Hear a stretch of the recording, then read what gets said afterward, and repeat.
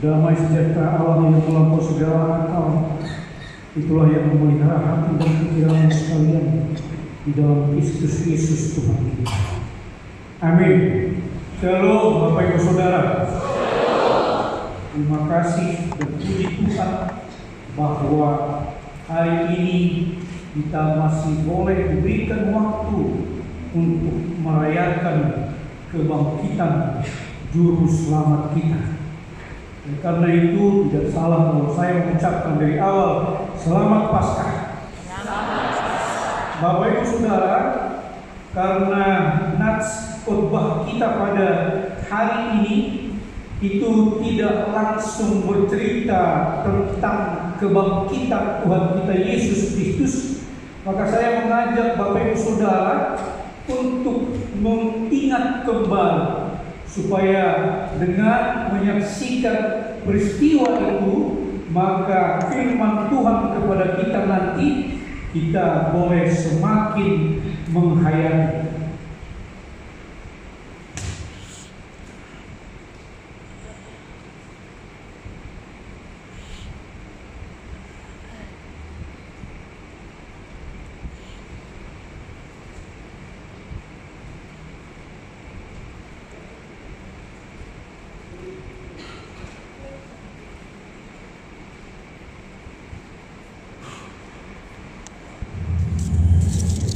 Pada hari Minggu pagi,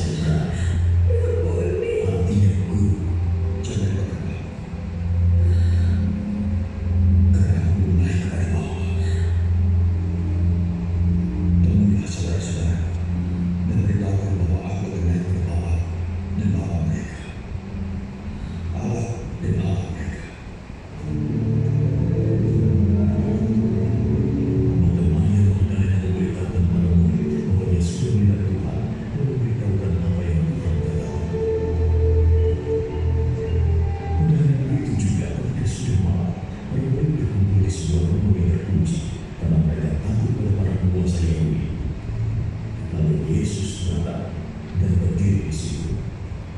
Dalam menyertai, sesudah berkata begitu, dia menunjukkan tangan dan lambungnya.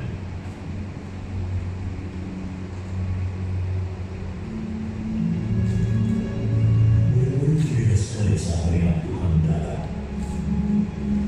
Yesus berkata lagi pada mereka, "Dalam yang berkata-kata, seperti Bapa mengutusku, aku mengutus kalian."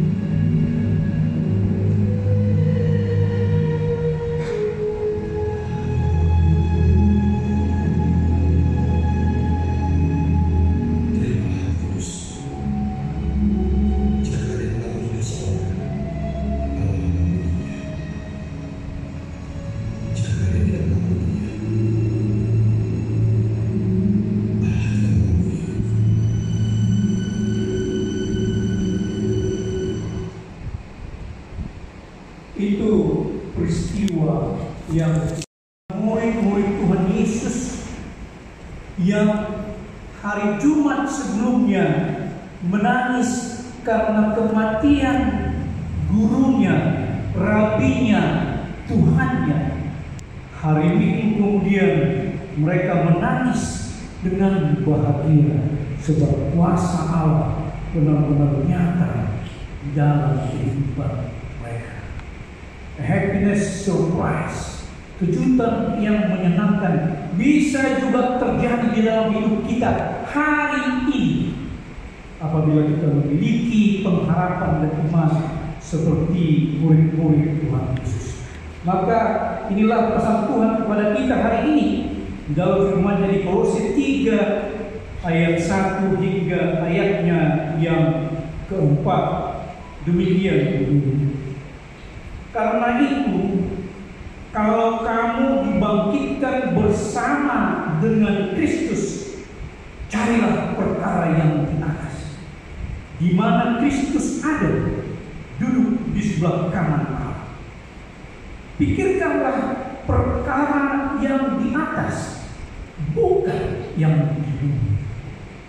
Sebab kamu telah mati dan hidupmu tersembunyi bersama dengan Kristus di dalam Allah. Apabila Kristus yang adalah hidup kita menyatakan diri kelak, kamu pun akan menyatakan diri bersama dengan Dia dalam kemuliaan. Demikian firman Tuhan. Hari ini kita merayakan Juru Selamat kita Yesus Kristus telah bangkit. Maka firman Tuhan juga mengatakan, jika Yesus bangkit, kita semua yang ada di sini juga bangkit. Bahwa kematian Yesus adalah kematian manusia kita yang lama, dan kebangkitan Yesus adalah kebangkitan kita sebagai manusia yang baru.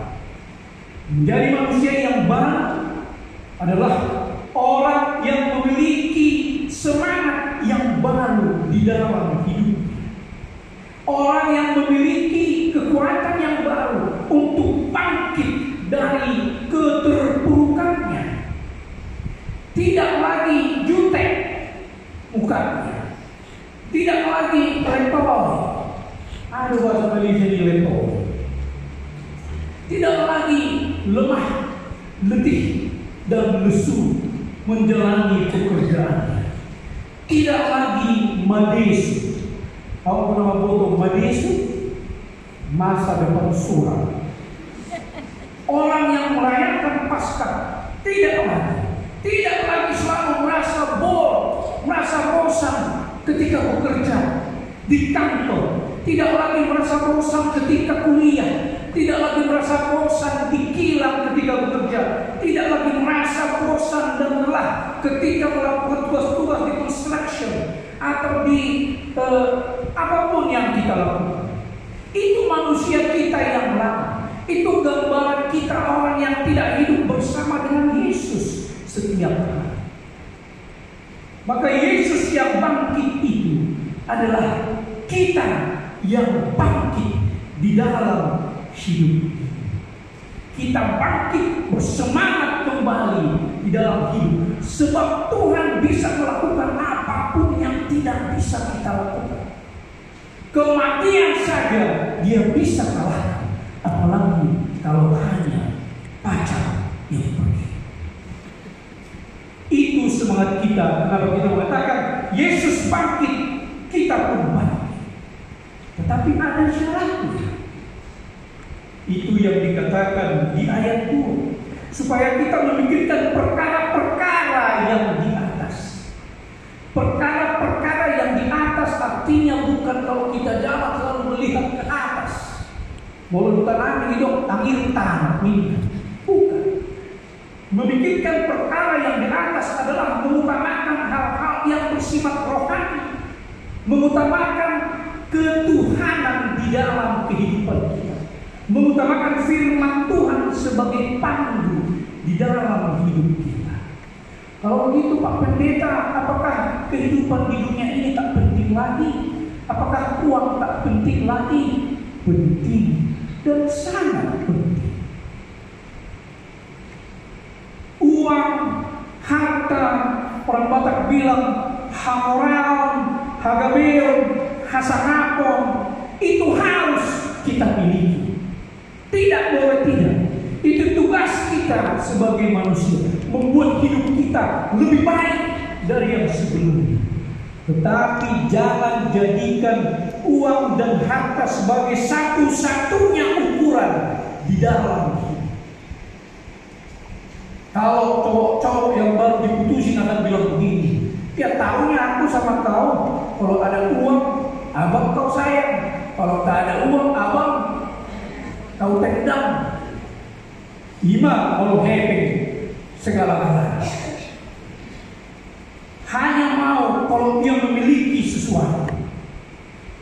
Padahal cinta itu jauh lebih bernilai daripada apapun yang bisa dimiliki. Uang dan harta sangat penting, tetapi itu tidak pernah kekal. Bapak Ibu tahu, saudara tahu apa sifat uang? Harus habis, bukan? Harus memang itu tujuan uang. Ngapain kita selalu ngotot, selalu bekerja keras sampai tak ingat makan, tak ingat minum, tak ingat anak, tak ingat istri, tak ingat suami, hanya untuk sesuatu yang akan habis. Aneh kita kan? Uang itu harus habis. Tak boleh kita simpan di bawah tiang, dimakan rakyat. Harus habis. Itu makanya kita gajian itu uangnya tak pernah kekal, kan? Tanggal 30 gajian, tanggal berapa habis? Tanggal 15? Memang harus begitu. Soal hemat atau itu nomor 2. Tapi uang harus habis. Itu makanya kalau kita bergajian, cari bakute paling enak di Malaysia ini kan. Tiap hari makan bakute, sarapan pagi bakute, lunch bakute again, and dinner again bakute. Iya kan? Tanggal 30 sampai tanggal 14. Tanggal 15 uang sudah habis, karena dia memang harus habis. And we back to Maggie.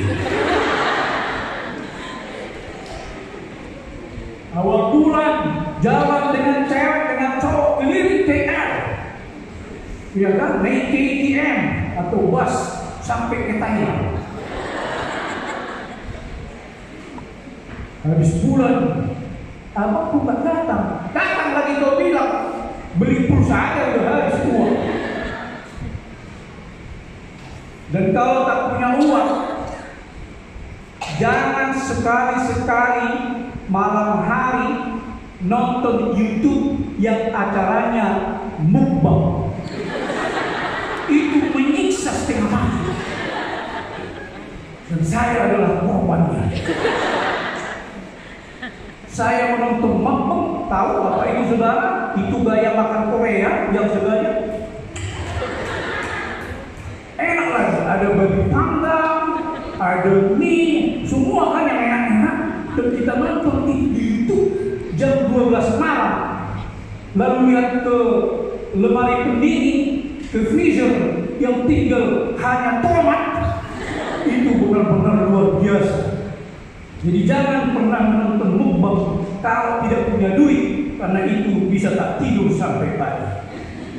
Uang dan harta itu adalah alat untuk mencapai tujuan, tetapi bukan tujuan. Kalau uang, harta, dan semua hal di dunia ini menjadi tujuan, kita pasti putus asa kalau tak ada uang. Bapak Ibu Saudara, ada di Yogyakarta, ada yang berasal dari Jawa di sini, Indonesia, ada di daerah Gunung Kidul namanya, dan ada 1 dan 2 desa yang pekerjaannya itu penggali kapur. Jadi mereka itu mengambil kapur. Ada bahasa dari sini kapur. Ada dari penonton di Malaysia. Bukit yang ada batu kapurnya itu digali lalu dijual untuk bangunan, untuk bangunan. Miskin. Dan puluhan tahun yang lalu selalu miskin itu desa. Akhirnya tak ada yang bisa dimakan, mereka bunuh diri. Dan itu menjadi kebiasaan. Setiap tahun di Gunung Kidul Yogyakarta 20 sampai 40 orang pasti mati karena bunuh diri, karena miskin. Dan itu menjadi kebiasaan. Tidak ada lagi jalan keluar selain bunuh diri. Tahun 2022 ada 20 orang yang mati gantung diri. 2021 26. Tahun 2020 26. Tahun 2021 karena Covid itu 38. Gantung diri semua. Ada itu suami tak kerja waktu Covid. Lalu dia bilang istrinya, ayo kita bunuh diri. Dia gantung diri, dia gantung dulu anaknya yang berumur 7 tahun. Lalu dia gantung istrinya, lalu dia gantung dirinya sendiri. Itu karena putus asa, karena tidak ada kerja, karena tak ada uang, karena dia pikir itu satu-satunya. Yang paling aneh, ada umur 15 tahun.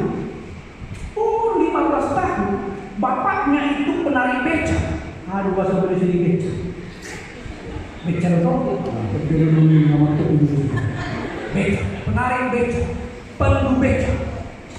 Ibunya, mohon maaf, itu kerja untuk membersihkan rumah orang dan buruh.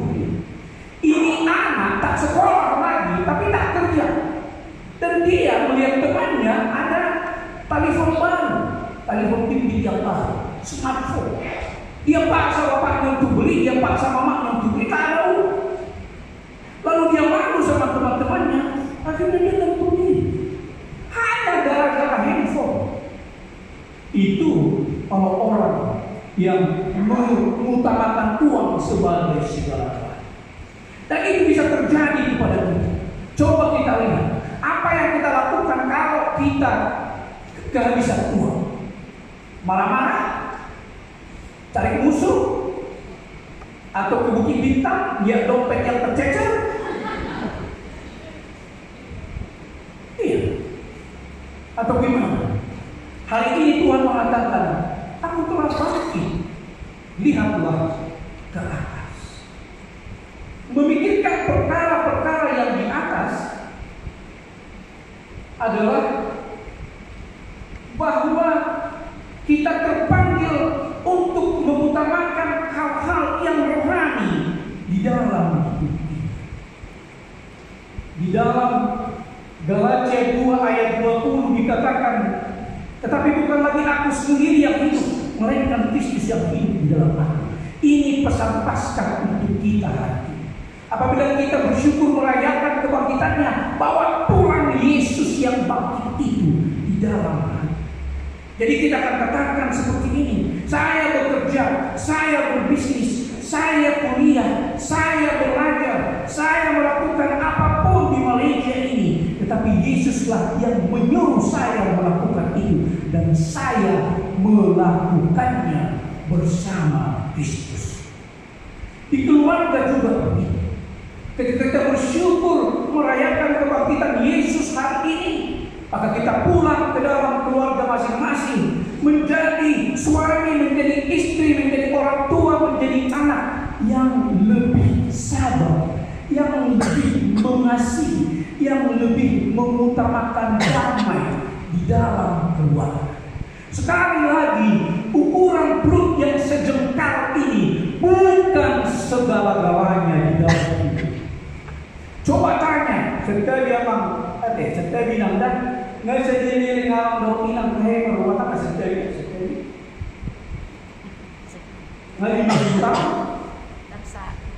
50 tahun, hampir 50 tahun.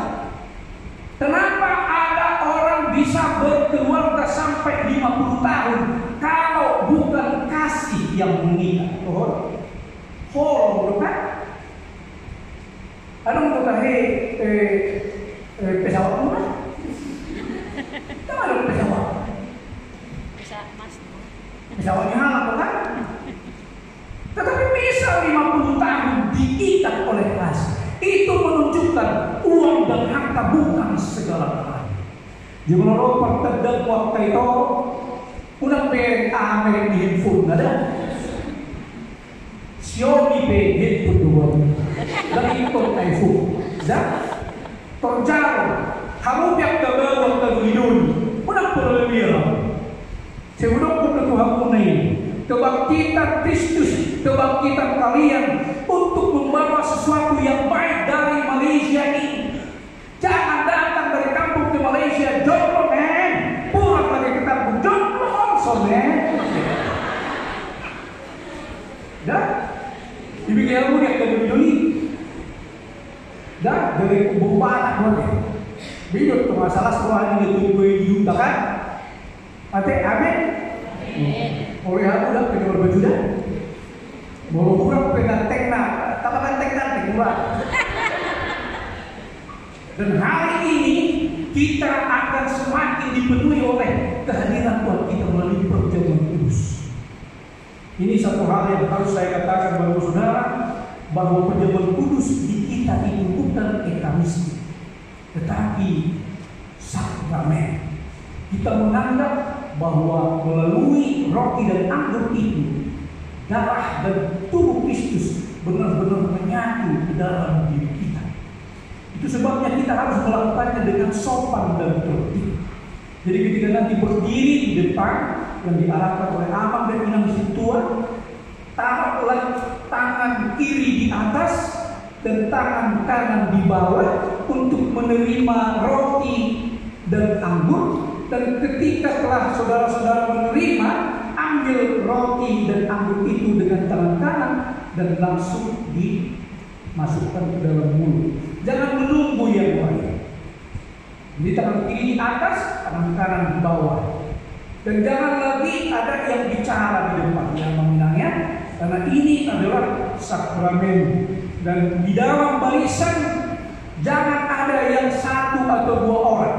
Dua orang jangan, apalagi satu orang. Kalau satu orang namanya Nahidi, si bakor hakon nanti.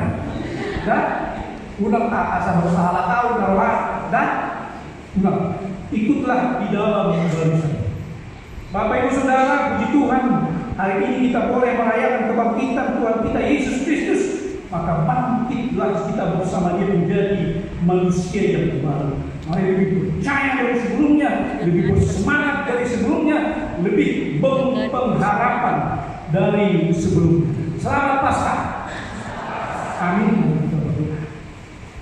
Terima kasih ya Tuhan, karena firman-Mu pada perayaan kebangkitan Juru Selamat kami Yesus Kristus hari ini mengajarkan kami untuk selalu mengarahkan pandangan kepada-Mu. Dan biarlah Roh-Mu yang kudus menguasai hati dan pikiran kami, sehingga itu yang akan kami bawa pulang dari bait-Mu yang suci ini. Ketika kami kembali ke rumah kami, kembali ke pekerjaan kami, kembali ke keluarga kami, kembali ke bisnis kami sehari-hari. Sertailah kami senantiasa ya Tuhan. Kami semakin percaya bahwa Engkau mampu melakukan keajaiban dan mujizat yang tidak terpikirkan oleh kami. Sebagaimana Engkau mampu mengalahkan kematian untuk bangkit pada hari ketiga, kami juga percaya bahwa Kau mampu melakukan hal-hal yang ajaib dan mujizat di dalam hidup kami. Lihatlah hati kami ya Tuhan Yesus, Juru Selamat kami yang telah bangkit. Dan lihatlah kerinduan kami untuk apapun di dalam hidup ini. Untuk keturunan, kerinduan untuk pasangan hidup, kerinduan untuk pekerjaan yang baru, kerinduan untuk semakin baik karir di dalam pekerjaan, kerinduan kami untuk berbisnis lebih maju, dan kerinduan kami untuk semakin menyatu di dalam keluarga. Kerinduan kami untuk sembuh dari penyakit yang ada di tubuh kami. Saat ini kami menyerahkan itu semua kepada-Mu ya Tuhan. Ya Yesus yang telah bangkit dari kematian dan hidup kembali. Angkatlah semua pergumulan kami. Jawablah semua kerinduan kami. Amin. Bapak Ibu Saudara, mari memuji Tuhan dengan